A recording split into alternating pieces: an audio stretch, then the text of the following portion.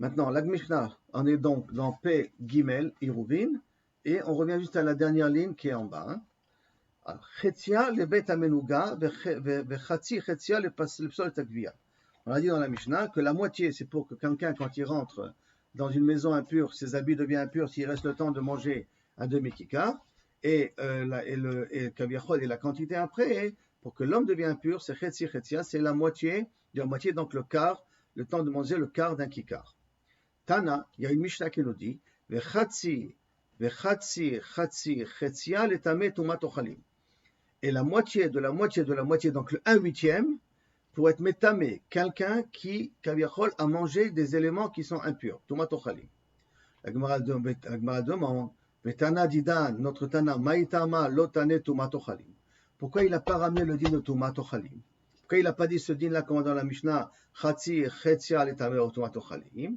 Réponse, Mishum de lo shave sheorayhu. Parce que sur cette notion-là de etameh tumat ochalim, en vérité, il y a une machloket. Comment ça? Une machloket entre eux. Détania. Kama shiur chatzi pras. Combien c'est le achila kedeh chatzi pras? Combien c'est un demi-pain? Un demi-pain, c'est shte betzim chaser kim'a. 2 betzim moins quelque chose. Chaser kim'a moins quelque chose. Combien c'est ce quelque chose? La Gemara va en parler par la suite. Hein. Dit vrai Rabbi Yehuda, comme ça il dit Rabbi Yehuda. Rabbi Yossi Omer, shte betzim shochakot. 2 betzim larges, c'est-à-dire pas des petites betzim, des betzim normales, un peu larges comme ça, d'accord? Shne betzim shochakot. Maintenant, shiur Rebi b'shte betzim ve'od kama. Quand il nous a dit Rabbi que c'est 2 œufs plus quelque chose, combien c'est ce quelque chose-là? Ve'od kama, ve'od echad mi esrim babetza. Et tu dois rajouter encore 1/20 de l'œuf, d'un œuf. Donc, achila chatzi pras, un demi-pain, est égal en fin de compte à 2 œufs et 1/20 d'un œuf. Ve'ilu, tout ça, c'est kaviachol pour définir qu'est-ce que c'est chatzi pras. Ve'ilu gabe tum'a. Par contre, au sujet des problèmes de tum'a, tochalim, tanya, là-bas il y a marqué, Rabbi Nathan ve Rabbi Dosa Omer, de combien est la quantité pour devenir tamé? Omer kebetza. Si tu as mangé la quantité d'un œuf. Chez Amrou, qu'on dit Kamoa avec Eklipata, l'œuf entier avec l'écorce. Donc c'est un volume d'un œuf entier avec l'écorce. Les Chachamim Omrim, les Chachamim disent Kamoa blik belo klipata. Un œuf, mais sans l'écorce. Amar Afram bar papa, et ça c'est la quantité pour que la personne devienne tamée quand elle a mangé de l'ochalim. Donc on voit qu'il y a différentes idées là-dessus. Amar Afram bar papa, Amar Afrizda, Zo divrei Rabbi Yehuda, Rabbi Yossi. Ça c'est le parole de Rabbi Yehuda et de Rabbi Yossi. Alors les Chachamim omrim, par contre les Chachamim y pensent, Kabetza ou Merza, Shochakot. Combien c'est achilat pras? 1,5 œuf, mais Shochakot, qui est 1,5 œuf large. Je dirais peut-être extra large, quoi. 1,5 œuf large, pas 1,5 œuf restreint. Maintenant, la Gemara demande, attends, et les Tsechacham. Donc, on a vu déjà 3 idées. Hein. On a vu Betza, on a vu avec la Klippa, on a vu Betza sans la Klippa, on a vu Betza sans la Klippa, et maintenant, on voit une Betza et demi. Ça s'appelle Kedar Achilat Pras. Donc, maintenant, la Gemara demande, Uman Chachamim, et qui est ce Chachamim-là qui vient et qui nous dit que c'est une Betza et demi? C'est ça que ça veut dire Kedar Achilat Chatzi Pras, la moitié d'un kikar. Parce que si on reprend maintenant le calcul de Rabbi Yochanan, on verra qu'en vérité, un demi-kikar, un demi-pain, est égal à une betza et demi. Donc, et ça, c'est Rashi qui nous fait ici le calcul.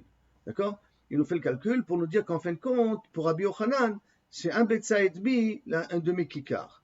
Donc, la Gemara demande, Man Chachamim, Rabbi Yochanan ben Berouka. C'est Rabbi Yochanan ben Berouka qui dit, c'est Pshita.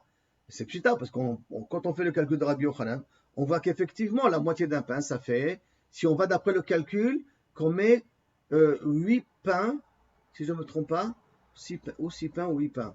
8 pains par 8 pains pour un kikar. Non, 6 pains pour un kikar. 6 pains pour un kikar, ça fait donc un demi-kikar, c'est 6 pains pour pour un cave. Et donc ça fait automatiquement pour Rabbi Yochanan 1,5 œuf, la quantité d'un demi-kikar. Puisqu'on a dit qu'il y a 6 séoudotes, donc 6 pains dans un kikar. 6 pains dans un cave, et le cave par rapport au betsim, il faut que je retrouve que un cave est égal à 24 betsim, d'accord? Il y a 6 caves, 6 pains dans un cave, donc il y en a automatiquement donc un kikar, 24 betsim, donc et ça, il y a 6 kikars, donc un kikar est égal à 3 betsim, d'accord? 3 fois 6, 24, c'est égal à 3 fois 6, non, pas 6, 24 betsim, une seconde. 24 divisé par 6, ça nous fait 4. D'accord? D'accord? Et si je prends 4, et si je prends, comment il fait le calcul?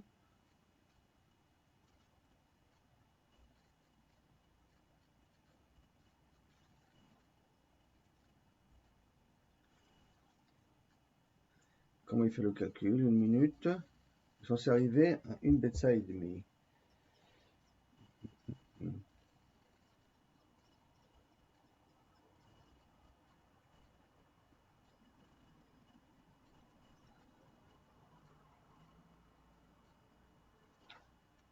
שיעור בכיכר של רובע הקו, כדאמר. הוא מרצה שכר. Ah non, il est parti, je crois, sur 8. רובע הקו, M shisha betsim. Rova Akab, le quart du câble, non, il est parti sur la définition de 8 repas, de 8 repas il est parti. Quand il est parti sur la définition de 8 repas, alors à ce moment-là, Rova Akab, le quart d'un câble, c'est égal à 6 betsim. Et donc la moitié de ça, c'est égal à 3 betsim. Les bet amenuga.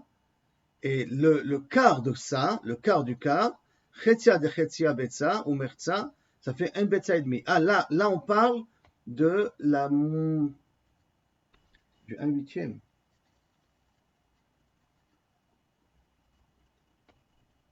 Top. Top. Mechila mikvotrem. Bon, on essaiera de reprendre ça par la suite, reprendre ça à la fin. Mais en tout cas, pour l'instant, d'après Rabbi Yochanan, c'est une betsa et demi. Et c'est une betsa et demi, c'est Kavichol, c'était quelque chose de pachout. Alors la Gemara demande, Pshita, pardon, Arié?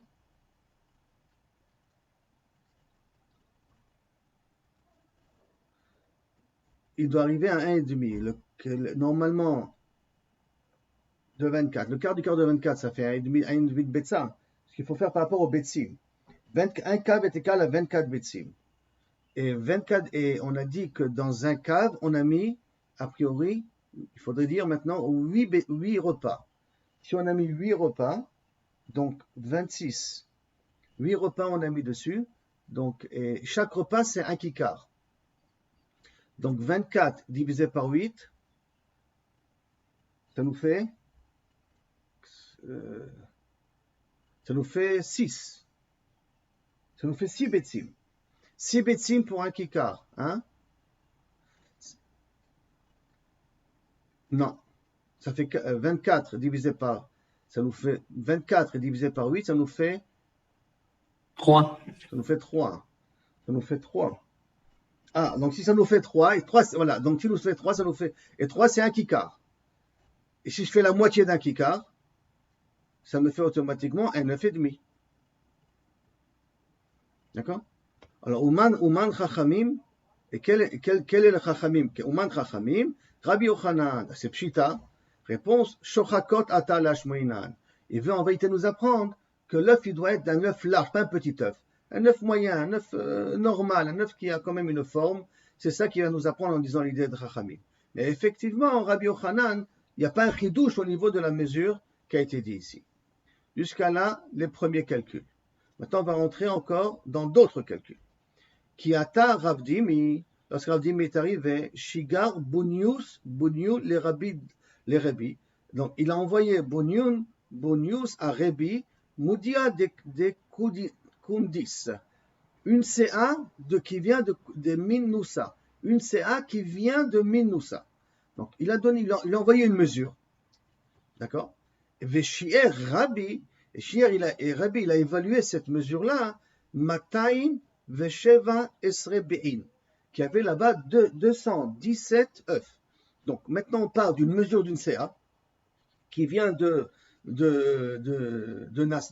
Neusa, et Rebbe il a voulu calculer cette CA, elle est de combien, qui vient de cette ville. Il s'est aperçu qu'elle est de 217 œufs. Alors retenez ce chiffre-là, 217, ça c'est la base de Rebbe.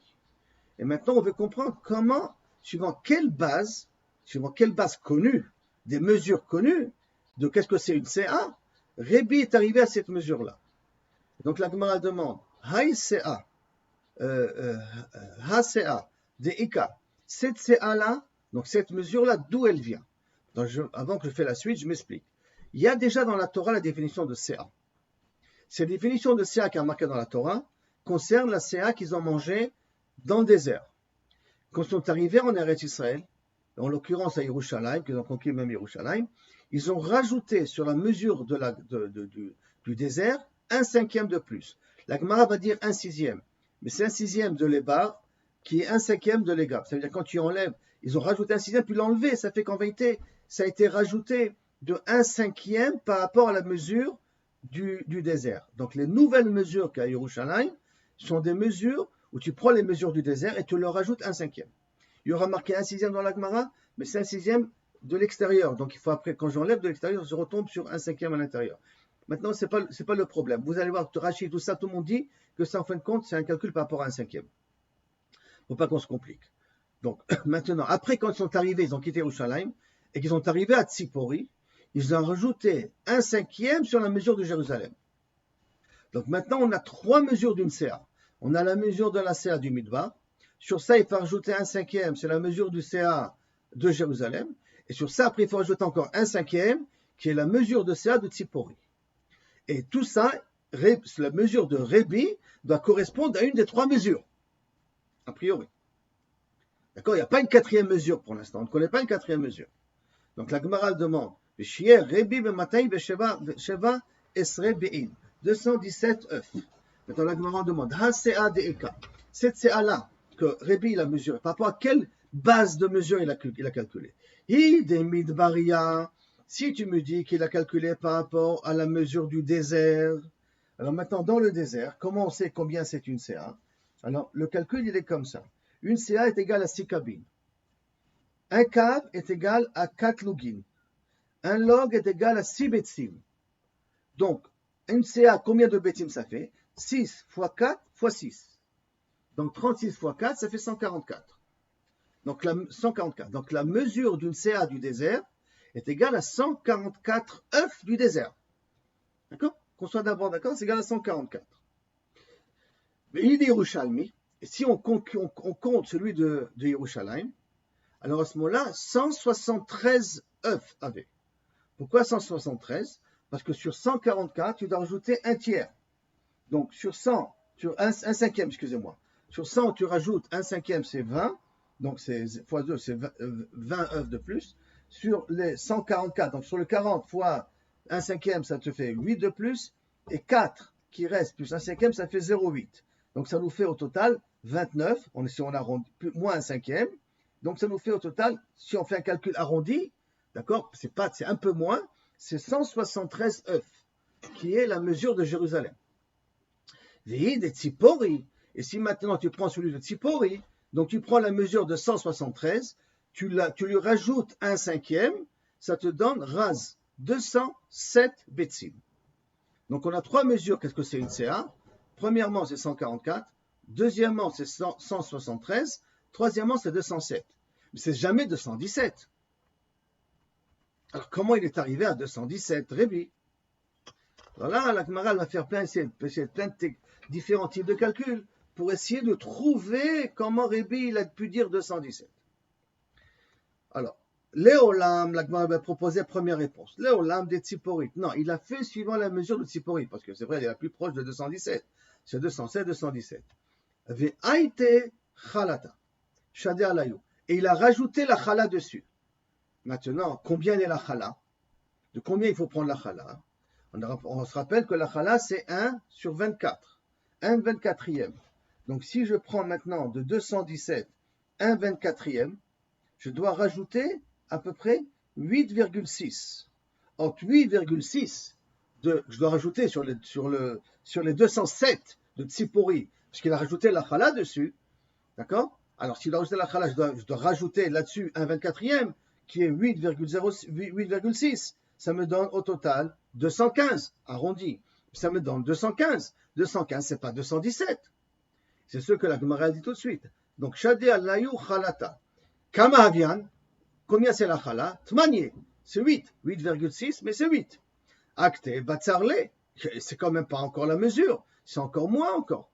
Pourquoi c'est encore moins? Comme j'ai dit, ça fait 215, pas 217. Et là, Haïté va adot des Rebi Shadé Alayhu.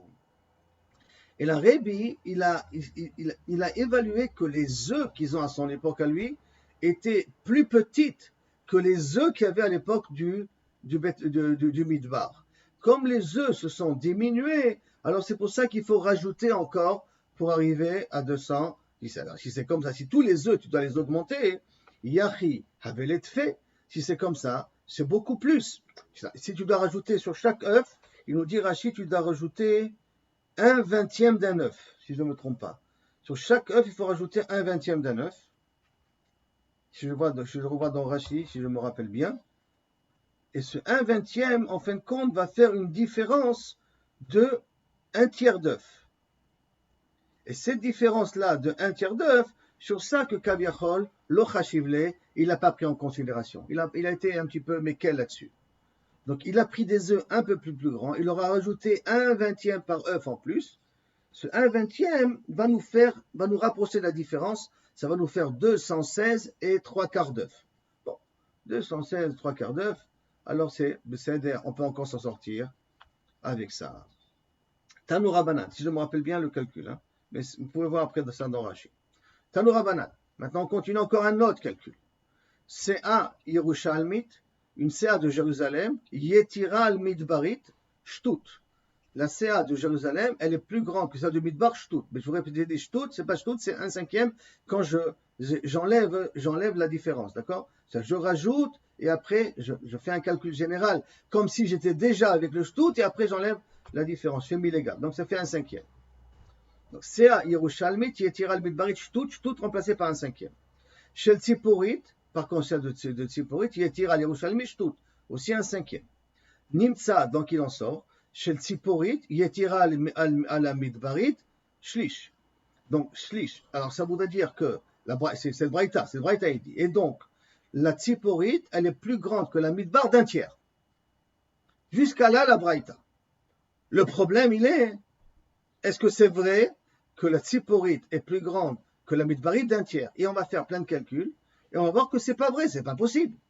Les différences ne sont pas comme ça, parce qu'on connaît les mesures du Midbar, c'est 144, les mesures de Yerushalmit, c'est 173, et les mesures de Tzipori, c'est 207. Et 207, à ma connaissance, c'est pas un tiers de plus que 144. D'accord? Donc, Bevadaï, qu'il y a quelque chose qui ne marche pas rond. Et la Gemara va rentrer dans chaque cas. Shlish deman, un tiers de quoi? Ilima shlish de midbarit, si tu veux me dire que c'est un tiers, elle est plus grande un tiers que que la mesure du midbar, mirde shlish de midbarit kamave, on a le 1/3 du midbar, combien il est? Donc si je prends 144 et je lui prends 1/3 de 144, arbaim utmania, ça nous fait 48. Par contre, si je fais 207 moins 144, je n'arrive pas à 48. Ve'ilu odafa shitin utlata.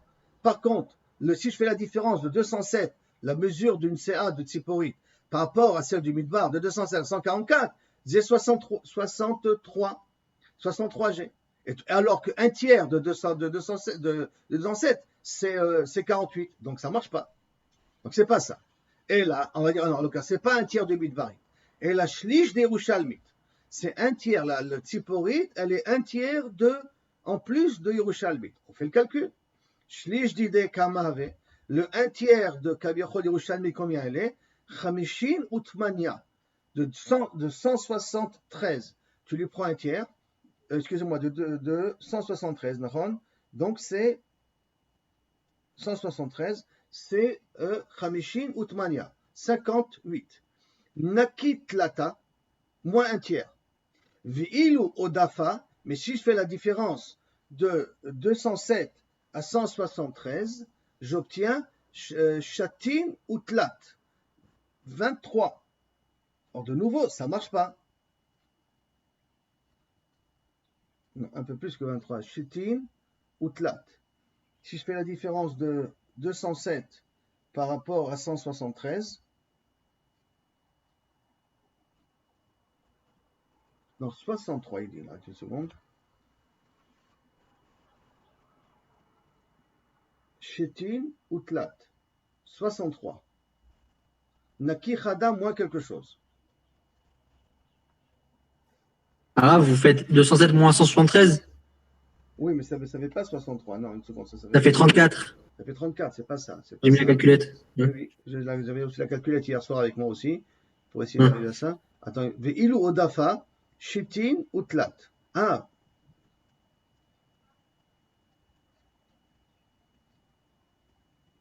Shitin utlat. Comment on arrive à 63? Une seconde.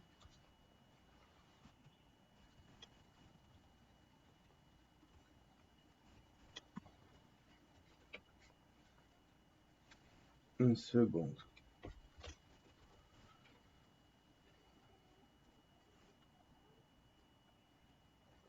חמישים ושמונה ביצים פחות שליש ביצה, שהרי ביצה הירושלמית יהיה 173 ביצים. Donc quand je prends le 1 tiers, ça nous fait 58 œufs.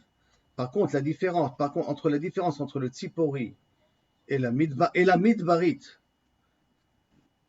la tzipori et la midbarit, elle est de 63 œufs. Il compare par rapport à la midbarit. C'est-à-dire, il compare. Bon, si on dit que c'est un tiers du Yerushalmit, mais un tiers du Yerushalmit, quand on t'a dit que Tziporit, elle est égale à un tiers par rapport à reprends le langage, Tanoura Banan, c'est Yetira la midbarit, בסוף il te dit, נמצאת של ציפורית, יתירה על midbarit shlish. Je reprends la braïta. Dans la braïta, il y a marqué que celle de Tziporit, elle est plus grande que la midbarit de un tiers. Alors, si je prends comme la base la midbarit, c'est sûr que ça ne marche pas. Si maintenant je dis le 1 tiers, c'est en fin de compte le 1 tiers de par rapport à la Yerushalmit. On prend toujours la différence entre Tziporit et la midbarit. Et la différence entre les deux, c'est 63. Et on te dit, tu sais, normalement, la différence qu'il y a entre la midbarit et la Tziporit est égale à 1 tiers, qui est la différence entre les Yerushalmit et la Tziporit. Et là, il te dit, ça ne marche pas. C'est comme ça le pshat. Là, il te dit ça ne marche pas. Pourquoi? Parce que la 1 tiers de la Yerushalmit, donc 1 tiers de 173, c'est 50, on avait dit 58, alors que la différence entre la Tziporit et la Midbarit, c'est de 63. Donc ça ne correspond pas. Et là, des Tzipori, et là tu vas me dire qu'on va faire, c'est le 1 tiers de Tzipori, d'idée. Kamave, combien c'est le 1 tiers de 207? Shiv'in nechechada.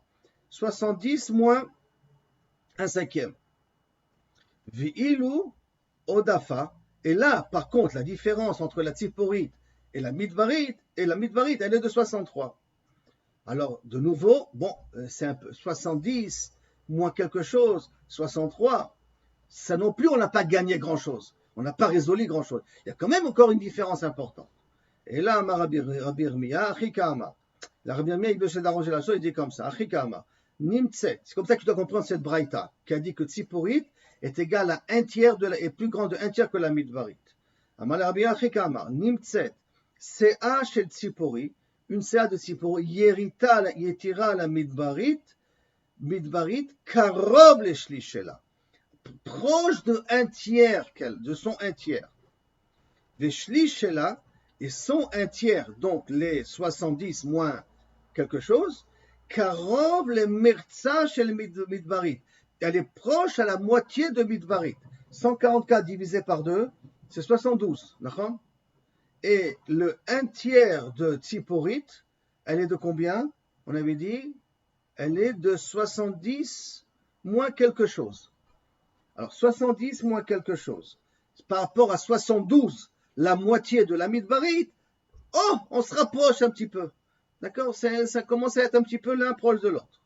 Makif les rabbins, mis des karov katani. Est-ce qu'on a dit karov, double karov qu'on a dit? On n'a pas dit double karov, on n'a pas dit karov au carré, on a dit karov. Donc si on a dit que shlish, ça doit être karov, alors ça doit être d'une certaine manière. Par contre, là, tu as fait un double karov.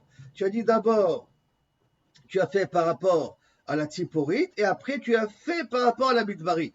Et là, tu es arrivé à un chiffre qui se rapproche, mais ça ne s'appelle pas tout à fait encore karov. Et là, Rama, Rabina, comme ça, il faut comprendre le calcul. Et là, Rabina Chika Amar, Nimtset, Shlish shel Tziporit, Bevaudiyot shel Rebi, le 1/3 de Tziporit. Donc, je prends les 216, je calcule son 1/3. Par rapport au Vadiyot shel Rebi, aux mesures de Kaviachol, des œufs de Rebi qu'il a rajouté le 1/20 par œuf, Yetira, elle est plus grande, Al Merza, Shel Midbariot, Shlish Betza. Elle est plus grande que la Midbariot d'1/3 d'œuf. Ça veut dire que d'après le calcul de Rebi, on aurait à ce moment-là 72 et 1/3 de Betza, alors que la Midbariot, la moitié de la Midbariot, elle est 72. Donc 72 par rapport à 72 plus 1/3 de Betza, bon, ça peut s'appeler Behemet Karo. Et c'est ça que la Braïta elle était mitkavenet. Quand elle a dit que la tziporite, c'est 1/3 de la midbarite, ça veut dire que si tu prends le 1/3 de la tziporite, avec le type des œufs de Kaviachol Rebi, donc il faut rajouter sur ça 1/20 par œuf, par rapport à la moitié de la midbarite, ça fait 1/3 de différence. Ça se ressemble, c'est le 1/3 de différence qu'on a. Tanoura Banan. Réchit, maintenant on a fini tous les calculs, maintenant on va entrer à un autre type de calcul. Réchit harisotechem. Vous prendrez le début de vos harisot pour donner Kaviachol l'achala. D'accord? Réchit harisotechem, c'est donner l'achala à notre cher Kohen. Kede harisotechem. Kama harisotechem, combien c'est une harissa? Réchit, de la harissa, combien c'est une harissa? Alors, Kede isat amidbar, de quoi faire un pain dans le désert. Un pain dans le désert. Kama isat amidbar. Et combien c'est un pain dans le désert? Dirtiv, ha-omer, le omer, parce que omer la goulgolette, il devait prendre de Kaviachol de la manne un omer la goulgolette. Donc, omer la goulgolette, c'est un pain par personne. Donc, ha-omer, combien c'est? Asirita efa, 1/10 d'une efa. Donc, si maintenant, on va dans les calculs, si une efa, donc rappelons-nous, un omer, 1/10 de efa, d'accord? Si une efa est égale à 3 séines, et une CA est égale à 6 cabines, et un quart est égal à 4 logins. Ça va suivant le calcul qu'on a fait? Donc, je répète, une FA, 3 séines, une CA, 6 cabines, un quart, 4 logins. Donc, par rapport, une FA par rapport au login, combien ça nous fait? Donc, un log par rapport à ça, combien ça nous fait? Pour une FA est égal à 72 logins. Une FA va devenir 72 logins. Si maintenant on doit prendre Asiri Taefa, 6 fois 4 fois 6, 72. Si maintenant on doit prendre maintenant, non, 6 fois 4 fois 3, pas de facile. 4, 6, 3, d'accord, ça fait 72. Maintenant, si je dois prendre le 1/10, le Homer c'est 1/10. Donc le 1/10 de 72 logim.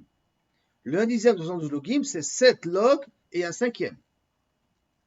D'accord, 7,2, 2 c'est 20%. Donc c'est 7 plus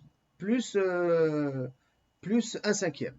Alors il dit la Gemara, Ve'omer aseri ta'efa, mikan amrou, de là on a dit, shiv'a riv'in kemach, ve'od, donc 7 logim, 7 quarts de kemach, et en plus quelque chose.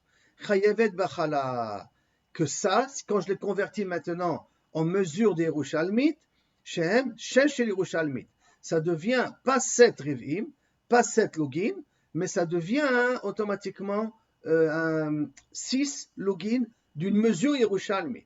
Shehem, puisque j'ajoute chaque fois un cinquième, Shehem, j'enlève maintenant, parce qu'ils sont plus grands, Shehem, Chamisha shel Tzipori, qui sont Kaviachol, 5 login de Tzipori. Mikan Amrou, de là on arrive à la conclusion finale, Haochel Kemida, Zo Are Ze Bari. Quelqu'un qui veut être continuellement en bonne santé, Kidailo, de manger la quantité de ce qu'on vient de dire là maintenant. Shiv'a logim et un cinquième de la mesure du midbar. Ça veut dire donc un Omer la Gulgolet. Ça, c'est la mesure que la personne peut rester en bonne santé. Bari, Mevoach, Yeter, Alkan, s'il mange plus que ça, Raftan, c'est un glouton. Pachot, Mikan, Mekulkal Bemeat, moins que ça s'abîme dans les intestins, ça ne sert plus à grand chose. Jusqu'à là, on a fini avec les mesures. Baruch Hashem. Maintenant, on commence avec la Mishnah. Anshe Chatzer, les gens du Chatzer, Vanshe Mirpeset, Shechachechu velo yirvu. Donc, imaginez-vous, là, j'ai les images, dommage qu'il faudrait que je les mette, mais normalement, imaginez-vous donc un Chatzer. Dans le Chatzer, il y a un double étage avec une Mirpeset. Et de cette Mirpeset-là, on peut descendre au Chatzer. D'accord? Et donc, par conséquent, il faudrait faire un hirouv entre les deux, d'une manière ou d'une autre. Anshe Chatzer, Vanshe Mirpeset, Shechachechu velo yirvu. Qui n'ont pas fait de hirouv entre eux. Maintenant, ils n'ont pas fait de hirouv, donc ils ne peuvent pas porter l'un avec l'autre. Par contre, Kol shegavoa sarat fachim. Si maintenant j'ai des objets dans le Chatzer qui sont à une hauteur de 10 fachim et qui, comme on va voir, qui sont proches de la birpeset, à qui ils appartiennent, qui peut les utiliser? Les gens du Chatzer ou d'Afka les gens de la mirpeset quand ils sont hauts de 10 fachim? Réponse de la Mishnah, la mirpeset. Tous ces monticules-là, si tu as une motte de terre, si tu as une poutre, n'importe quoi que tu as dans le Chatzer, si elle est haute de 10, elle appartient à la mirpeset. Pachot mikan, si c'est moins que 10, la Chatzer. Ça appartient au Chatzer. C'est le Chatzer qui peut l'utiliser et pas la mirpeset. Chulia tabor, si tu as maintenant tout ce que tu as enlevé tu as fait un trou. Veasé, là où tu as un rocher. Donc tu as fait un trou et tu as plein de terre comme ça qui s'amosse dessus. Ou tu as fait un trou, ou tu as un grand rocher. Shem gvoim asarat fachim soro de dit fachim. La mirpeset, ça appartient à la mirpeset. Pachot mikan, si c'est moins de haut de 10, la Chatzer, c'est le Chatzer qui peut l'utiliser. Maintenant, tout ce qu'on a dit, que ces objets-là, haut de 10, c'est rien que la mirpeset, ceux qui habitent dans le balcon peuvent l'utiliser. Bamed, varim, amorim, besmucha. Lorsqu'elle est proche de la mirpeset. C'est-à-dire quoi, elle est proche de la mirpeset, suivant les klalim qu'on a appris. Arba tefachim. Elle est proche de la mirpeset. Aval ben moufleget, si elle est loin de la mirpeset, afilu gavoa sarat tefachim, la Chatzer, même si elle est plus haute que 10 fachim, elle appartient aux gens du Chatzer et pas aux gens de la mirpeset parce qu'elle est éloignée, d'accord, de la mirpeset. Ve'ezo ismucha, et qu'est-ce qui s'appelle proche ou pas proche? Kol shenar rechokar ba tefachim. Tant qu'elle n'est pas loin plus que 4 tefachim, elle s'appelle appartenir à la mirpeset. Ok, ça c'est la Mishnah. Maintenant la Gemara demande pshita. Ça c'est Pachout. La ze bepetach ve la ze bepetach. Vainu chalot sheben shte chatzerot. Le chora, ce din-là, il a l'air d'être Pachout. Pourquoi, à quoi ça ressemble? Ça ressemble la ze bepetach ve la ze bepetach. Si chacun, kaviachol, il a une entrée à Reshut Arabim, il y a kaviachol un mur qui les sépare. Alors, inachenami, le mur ne pourra pas être utilisé que pour les deux. C'est-à-dire, il faudrait décider à qui il appartient le mur. Chalon sheben shechatzerot, donc la zeb et pétar, ils ont une ouverture à l'extérieur. La zeb et pétar, la zeb et pétar, si chacun il a son ouverture à lui, que chacun peut utiliser, kabiachol, leur chatzer à part, à quoi ça ressemble? Les chatzer, les chalon ben shte chatzerot. Vous vous rappelez que si on a deux chatzer et un mur qui les sépare, et on a une fenêtre qui peut réunir les deux de 4 sur 4. Alors, c'est chalon chez ben chatzerot. Alors à ce moment-là, la zé bezrika, la zé bezrika, si pour qu'ils puissent utiliser ce qui se trouve là maintenant entre les deux, pour pouvoir l'utiliser, on est obligé de jeter parce que c'est assez haut. Haïnu kotel ben shte chatzerot. Ça ressemble au din que s'il y a un kotel qui sépare les deux chatzerot, qu'à ce moment-là, aucun des deux ne peut utiliser le kotel en question. D'accord? À moins qu'il ait large de 4. Donc les zraka, ça veut dire que je ne peux pas y accéder facilement. La zé beshilshul ve la zé beshilshul, si maintenant, pour y arriver à cet élément-là, entre la mirpeset et les gens d'en bas, pour arriver, c'est un trou qu'il y a. C'est un trou, il faut rabaisser, il faut faire descendre une ficelle pour que je puisse utiliser ce qu'il y a en bas. La zé beshilshul, c'est donc faire descendre une ficelle. Haïnu charit sheben shte chatzerot. Ça ressemble au din que lorsqu'il y a un fossé entre les deux chatzerot. Ça, c'est les cas qu'on a déjà vus auparavant, si vous vous rappelez. Hein. Chalon Beshte Chatzerot, c'est un cas qu'on a vu avant. En avant. Un kotel qui sépare les deux, ça c'est un cas qu'on a vu avant. Et un fossé qui sépare les deux Chatzerot, c'est aussi un cas qu'on a vu avant.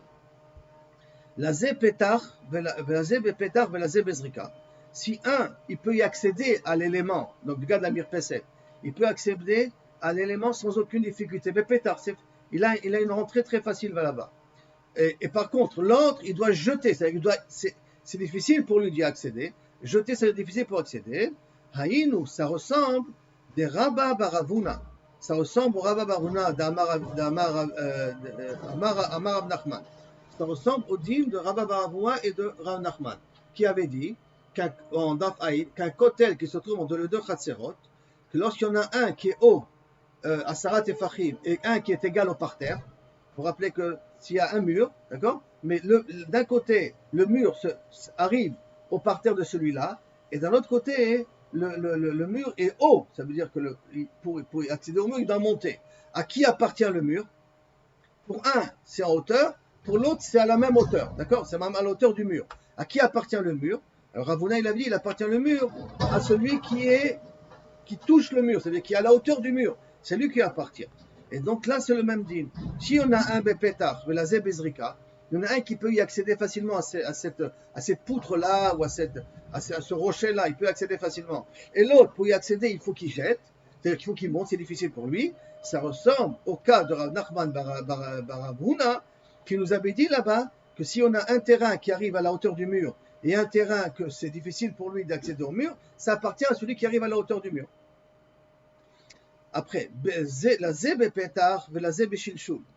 Il doit faire descendre une ficelle pour y arriver au rocher, et il y accède facilement. Haïnou de Rav Shizivi.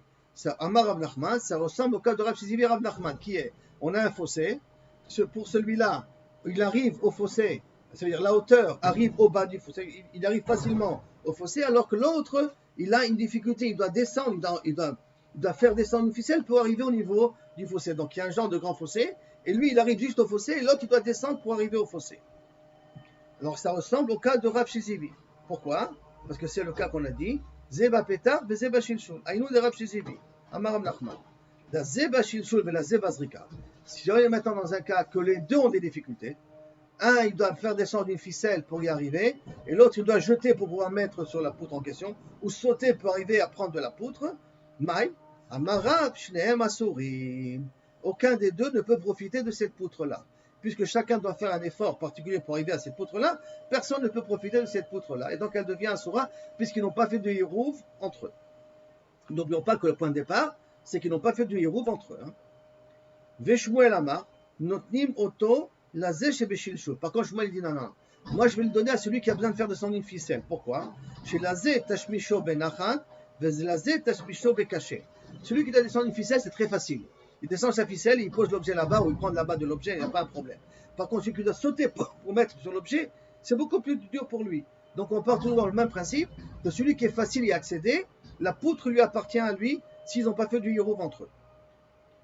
Et Kol Davar, chez Tashmisho la Zebenachat, la Zebekaché, et donc la règle qui en sort, c'est que chaque fois que l'utilisation elle est facile et l'autre l'utilisation elle est difficile, alors Notnim, la Zé Tashmisho Benachat, on donne à celui qui peut utiliser la chose facilement. Nan.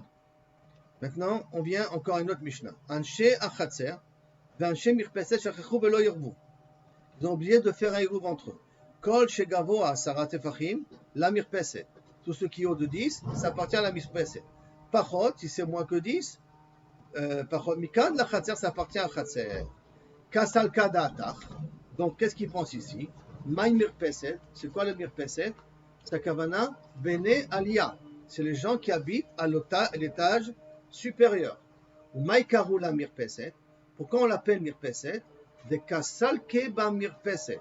Parce que pour sortir, elle est obligée de passer par la mirpeset. Alma donc, kol la zebeshilshul ve la zebezrika. Alors si c'est comme ça, si celui-là il doit faire descendre la ficelle, donc celui d'en haut, la Zebezrika et l'autre il doit faire un effort et pour mettre sur la poutre en question, on peut utiliser la poutre, Notni, la Zebashilshul. On a donné dans celui qui se trouve dans, qui doit faire Mishnah, celui qui se trouve dans l'Aliyah. Kede Amaravuna, Leotam Adarim Bamirpeset, pour ceux qui habitent dans la Mirpeset. Achanami, donc chez nous aussi, Leotam Advarim Bamirpeset. On doit donner aussi aux gens qui sont dans la Mirpeset. Yachi Emasefa, si c'est comme ça, alors je t'amène à la fin de la Mishnah. Pachot Mikan, si la poutre elle est plus petite, la Chatser, on donnera au Chatser. Amai, pourquoi? La Zeba Petar, la Zeba Petar, parce que on a dit que la Zeba Petar, chacun peut y accéder facilement. Maï ou Maï la Chatser, alors qu'est-ce que ça veut dire quoi la Chatser? Puisque les deux peuvent y accéder facilement, et théoriquement ça devrait appartenir aux deux. Et là, qu'est-ce que ça veut dire quoi la Chatser? Af la Chatser, même pour le Chatser. Ça veut dire pas uniquement pour celui qui est Béchalchel, et là même pour celui du Chatser, il aura le droit de le prendre.